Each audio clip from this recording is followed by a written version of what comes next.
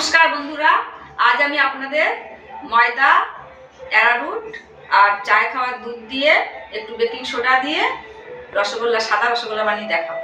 আপনারা দেখবেন ভিডিওটা। ময়দা, অ্যারারুট, বেকিং সোডা আর একটু ঘি খুব ভালো করে আমি মিক্স করছি। এটা অনেকক্ষণ মিক্স করে নিয়ে কোনো দলা থাকবে না এর ভিতরে, আর একদম পুরো মিক্স হয়ে যাবে। তারপরে এতে অল্প জল মিশিয়ে ফাটাতে হবে। মিক্স হয়ে গেছে পাউডার খুব সুন্দর করে। এর ভিতরে অল্প জল দিয়ে আমি মেখে নেব।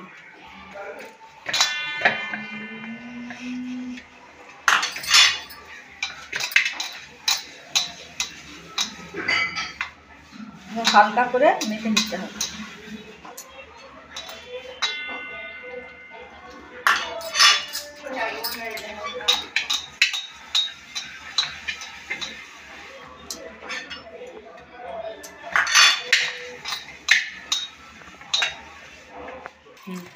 খুব সুন্দর করে এরকম ফাটিয়ে একদম এটাকে হালকা করে ফেলতে হবে।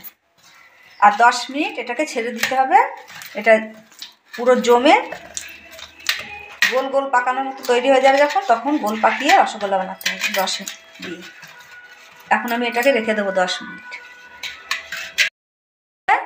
এই ছোট বাটির 1 বাটি জল নিতে হবে।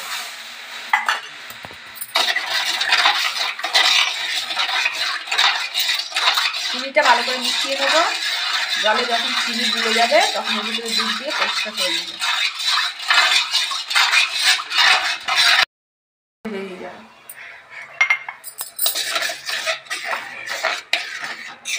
একটু ফুটলে নোংরা সব উঠে আসবে পরে।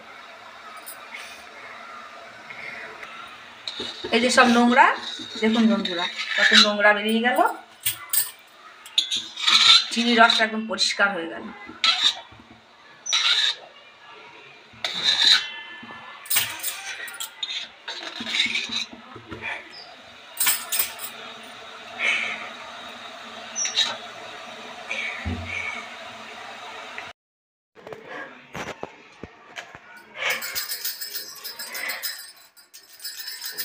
হাতে একটু একটু ঘি মাখিয়ে এগুলোকে খুব করে গোল করতে হবে। আরও একটু বেশি সময় রেখে দিলে আরও জমে যায়। তাড়াতাড়ি করার জন্যে, ঠাকুরকে প্রসাদ দেব সেই জন্য তাড়াতাড়ি করছি। আপনারা 20-25 মিনিট ঢেকে রেখে দেবেন, মেখে আর একটু শক্ত হয়ে যাবে। চিনির রস একদম পাতলা করে ফুটিয়ে নিতে হয়। এর ভিতরে রসগোল্লাগুলো ছেড়ে দেবো। এগুলো একদম ফুলে ফুলে বড় হয়ে উঠবে। এটা আধা ঘন্টা মতো ফোটাতে হবে কম আগুনে।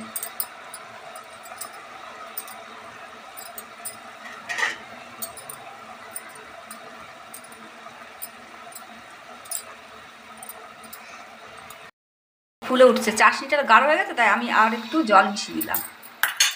দেখুন পুরো হয়ে আসছে। 3 মিনিট বাদে এটাকে নাড়াতে হয়। এখনও এটা আরও ফুটবে, আরও বড় বড় হয়ে যাবে।